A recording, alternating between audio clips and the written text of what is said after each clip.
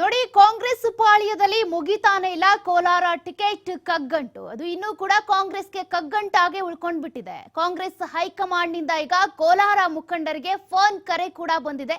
ಸುರ್ಜೇವಾಲಾ ಕಚೇರಿಯಿಂದ ದೂರವಾಣಿ ಕರೆ ಹೋಗಿದೆ. ಡಾಕ್ಟರ್ ಮುದ್ದ ಗಂಗಾಧರ್ ಅವರಿಂದ ಮಾಹಿತಿಯನ್ನ ಸಂಗ್ರಹ ಮಾಡಲಾಗ್ತಾ ಇದೆ. ದಲಿತ ಬಲಗೈ ಸಮುದಾಯಕ್ಕೆ ಸೇರಿರುವ ಡಾಕ್ಟರ್ ಮುದ್ದ ಗಂಗಾಧರ್ ರೆಬೆಲ್ ಶಾಸಕರಿಂದ ಕೂಡ ಬಲಗೈ ಸಮುದಾಯದ ಪರವಾದ ಅಸ್ತ್ರ ಬೀಳ್ತಾ ಇದೆ. ಒಂದ್ ರೀತಿಯಾಗಿ ನಿನ್ನೆ ಹೇಗೆ ಪ್ರಹಸನ ಆಯ್ತು ಅಂತ ಎಲ್ರಿಗೂ ಕೂಡ ಗೊತ್ತಿದೆ. ಎಡಗೈ ಸಮುದಾಯದ ದಲಿತ ನಾಯಕರಿಗೆ ಟಿಕೆಟ್ ಕೊಡಬಾರ್ದು ಅಂತ ನಿನ್ನೆ ಪ್ರಹಸನ ನಡೀತು. ರೆಬೆಲ್ ಶಾಸಕರಿಂದ ಕೂಡ ಬಲಗೈ ಸಮುದಾಯದ ಪರವಾಗಿನೇ ವಾದ ಮುಂದುವರೆದಿದೆ. ಹೀಗಾಗಿ ಬಲಗೈ ಕಮ್ಯುನಿಟಿಯವರಿಗೆ ಟಿಕೆಟ್ ಕೊಡಿ ಅಂತ ಬೇಡಿಕೆಯನ್ನ ಇಡ್ತಾ ಇದ್ದಾರೆ. ವೈಯಕ್ತಿಕವಾಗಿ ಮಾಹಿತಿಯನ್ನ ಸಂಗ್ರಹ ಮಾಡೋದಕ್ಕೆ ಕೂಡ ಮುಂದಾಗಿದ್ದಾರೆ. ಸುರ್ಜೇವಾಲಾ ಅವರ ಕಚೇರಿಗೆ ಕೂಡ ಸಿಬ್ಬಂದಿ ಕರೆ ಮಾಡಿದ್ದಾರೆ. ಈ ಮೂಲಕ ಒಂದಷ್ಟು ಮಾಹಿತಿಯನ್ನ ಸಂಗ್ರಹಣೆ ಮಾಡಲಾಗ್ತಾ ಇದೆ.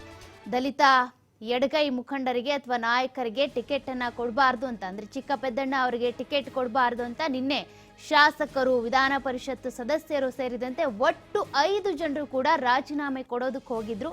ಚಿಕ್ಕ ಪೆದ್ದಣ್ಣ ಅವರಿಗೆ ಟಿಕೆಟ್ ಕೊಡ್ಲೇಬಾರ್ದು, ಬಲಗೈ ಸಮುದಾಯದವರಿಗೇ ಟಿಕೆಟ್ ಕೊಡಬೇಕು ಅಂತ ಒಂದಷ್ಟು ಪ್ರಹಸನಗಳು ನಿನ್ನೆ ಆದ್ವು.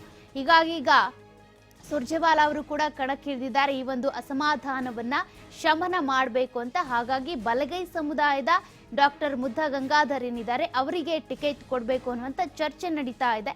ಎಡಗೈ ಸಮುದಾಯದಲ್ಲಿ ಇದ್ದಂತ ಅಂದ್ರೆ KH ಮುನಿಯಪ್ಪನವರ ಅಳಿಯ ಚಿಕ್ಕ ಪೆದ್ದಣ್ಣ ಏನಿದ್ದಾರೆ ಅವ್ರಿಗೆ ಟಿಕೆಟ್ ಕೊಡ್ಲೇಬಾರ್ದು, ನೀವು ಯಾರಿಗೆ ಬೇಕಿದ್ರು ಬಲಗೈ ಸಮುದಾಯದವ್ರಿಗೆ ಟಿಕೆಟ್ ಅನ್ನ ಕೊಡಿ, ಆದ್ರೆ KH ಮುನಿಯಪ್ಪನವರ ಕಡೆಯವರಿಗೆ ಟಿಕೆಟ್ ಕೊಡ್ಲೇಬೇಡಿ.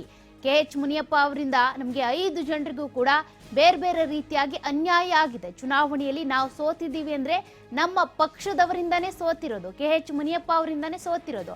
ಹಾಗಾಗಿ ಅವರಿಗೆ ಸೇರಿದವರಿಗೆ ಅಥವಾ ಅವರ ಸಮುದಾಯಕ್ಕೆ, ಬಲಗೈ ಸಮುದಾಯಕ್ಕೆ ಟಿಕೆಟ್ ಕೊಡ್ಲೇಬಾರ್ದು ಅಂತ ನಿನ್ನೆ ಸಭಾಪತಿಯವರ ಹೊರಟ್ಟಿಯವರ ಒಂದು ಕೊಠಡಿವರೆಗೂ ಕೂಡ ಪ್ರಹಸನ ಹೋಗಿತ್ತು.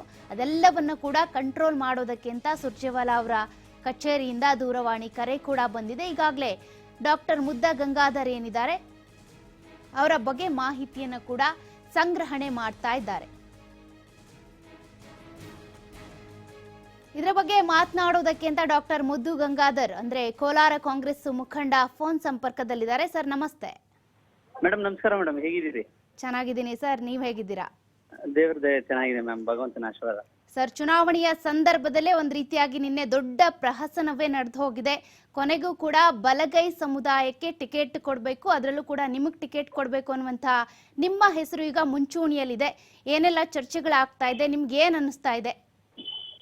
ಮೇಡಮ್ ನನಗೆ ನಾನು ಮೊದಲಿನಿಂದಲೂ ಅಂದ್ರೆ ಸ್ಟೂಡೆಂಟ್ ಮೂವ್ಮೆಂಟ್ ಇಂದ, ವಿದ್ಯಾರ್ಥಿ ಮೂವ್ಮೆಂಟ್ ಇಂದ ಬಂದವನು, ಯೂತ್ ಕಾಂಗ್ರೆಸ್ ನಲ್ಲಿ ಸಹ ಕೆಲಸ ಮಾಡಿದವನು. ಇನ್ಫ್ಯಾಕ್ಟ್ ನಮ್ಮ ಪಕ್ಷದ ಆಂತರಿಕ ಚುನಾವಣೆಯಲ್ಲಿ ಮೊದಲನೇ ಬಾರಿಗೆ ಕರ್ನಾಟಕದಿಂದ ಗೆದ್ದೋದವ್ರು ನಾವೆಲ್ಲ. ರಾಹುಲ್ ಗಾಂಧಿ ಅವರಿಗೆ ಕಾರ್ಯದರ್ಶಿಗಳಾಗಿ, ಪ್ರಧಾನ ಕಾರ್ಯದರ್ಶಿಗಳು, ಅಧ್ಯಕ್ಷರು, ಉಪಾಧ್ಯಕ್ಷಗಳಾಗಿ 8 ಜನ ನಾವು ಕೆಲಸ ಮಾಡಿದವರು. ಸೊ ಹಾಗಾಗಿ ನಾವು ಪಕ್ಷದ ಕಟ್ಟಾಳುಗಳು ಮೇಡಮ್. ಈ ಹಿಂದೆ 2023 ಚುನಾವಣೆಯಲ್ಲಿ ನನಗೆ AICC ಇಂದ ಖರ್ಗೆ ಸಾಹೇಬರು ಮತ್ತೆ ನಮ್ಮ ಎಲ್ಲಾ ನಾಯಕರುಗಳನ್ನು, AICC ಅಂತ ಲೋಕಲ್ ಸ್ಥಳೀಯ ನಾಯಕರು, ಅಧ್ಯಕ್ಷರು, ಮೊನ್ನೆ ಶಿವಕುಮಾರ್ ಅವರು ಮತ್ತೆ ನಮ್ಮ CM ಅವರು ಸಹ, ಸಿದ್ದರಾಮಣ್ಣ ಅವರು ಸಹ ಎಲ್ಲರ ಆಶೀರ್ವಾದದಿಂದ B.Pharm ಕೊಟ್ಟಿದ್ರು ಮೇಡಮ್ ಮುಳಬಾಗಿಲಿಗೆ. ಯಾಕಂದ್ರೆ ಅದು ನನ್ನ ತಾಯಿಯವ್ರ ಮಾವ, ಅಂದ್ರೆ ನನ್ನ ಚಿಕ್ಕ ತಾತ, ನಮ್ಮ ತಾಯಿಯವ್ರ ಸೋದರ ಮಾವ ರೆಪ್ರೆಸೆಂಟ್ ಮಾಡಿದಂತ ಕಾನ್ಸ್ಟಿಟ್ಯೂನ್ಸಿ. 1952 ಇಂದ ಅವ್ರು ಅಲ್ಲಿಂದ MLA ಆಗಿದ್ರು, ಮಂತ್ರಿ ಆಗಿದ್ರು. ಸೊ ಹಾಗಾಗಿ ನಾನು ಯೂತ್ ಕಾಂಗ್ರೆಸ್ ಅಲ್ಲಿ ಕೆಲಸ ಮಾಡಿ ಏನೇ ಕೆಲಸ ಜವಾಬ್ದಾರಿ ಪಕ್ಷ ಕೊಟ್ಟರು ಕೆಲಸ ಮಾಡ್ಕೊಂಡು ಬಂದಿದ್ದೆ. ನನಗೆ ಟಿಕೆಟ್ ಕೊಟ್ಟಿತ್ತು. ಆದ್ರೆ ಕೊನೆ ಒಂದು ಕ್ಷಣದಲ್ಲಿ, ಒಂದು 3 ಅವರ್ಸ್ ಇದ್ದಾಗ ನನ್ ಕರೆ ಬಂತು AICC ಇಂದ ಲೀಡರ್ಶಿಪ್, ನೀವು ವಾಪಸ್ ಬರ್ಬೇಕಾಗ್ತದೆ, ಪಕ್ಷ ಇನ್ನೊಬ್ಬರನ್ನ ಕನ್ಸಿಡರ್ ಮಾಡ್ತಾ ಇದೆ ಅಂತೇಳಿ. ನಾನು ಒಂದು ಮಾತು ಮಾತಾಡದೆ, ಚಾಚು ತಪ್ಪದೆ, ಯಾವತ್ತೇ ಆಗ್ಲಿ ಪಕ್ಷ ಮತ್ತೆ ಲೀಡರ್ಶಿಪ್ ಹೈಕಮಾಂಡ್ ಹಾಕಿದ ಗೆರೆ ದಾಟಲ್ಲ ಅಂತ ವಾಪಸ್ ಬಂದಿದ್ದೆ. ಆವತ್ತೇ ಶಿವಕುಮಾರ್ ಸಾಹೇಬ್ರು, ನಮ್ಮ ಮನೆ ಅಧ್ಯಕ್ಷರು, ರಾಜ್ಯಾಧ್ಯಕ್ಷರು ನಂಗೆ ಫೋನ್ ಮಾಡಿ, ಅವ್ನು ತುಂಬಾ ಥ್ಯಾಂಕ್ಸ್ ಕಣ, ನೀನು ಪಕ್ಷದ ಶಿಸ್ತಿನ ಸಿಪಾಯಿ, ಮುಂದಿನ ದಿನಗಳಲ್ಲಿ ಒಳ್ಳೇದಾಗ್ತದೆ, ಲೋಕಸಭೆ ಎಲೆಕ್ಷನ್ ಇದೆ, ಬರೋ ಲೋಕಸಭೆ, ನಿನ್ನ ಇತಿಹಾಸ, ನಿನ್ನ ಕೆಲಸ ಮತ್ತೆ ನಿನ್ನ ಬ್ಯಾಕ್ ಗ್ರೌಂಡ್, ಫ್ಯಾಮಿಲಿ ಎಲ್ಲ ತಿಳ್ಕೊಂಡಿದೀವಿ, ನಿನ್ ವಿದ್ಯಾಭ್ಯಾಸ ಎಲ್ಲ, ನಿಮ್ ಪಕ್ಷ ಒಂದು ಅವಕಾಶ ಮಾಡ್ಕೊಡುತ್ತೆ, ಕೆಲಸ ಮಾಡು ಅಂತ ಹೇಳಿದ್ರು.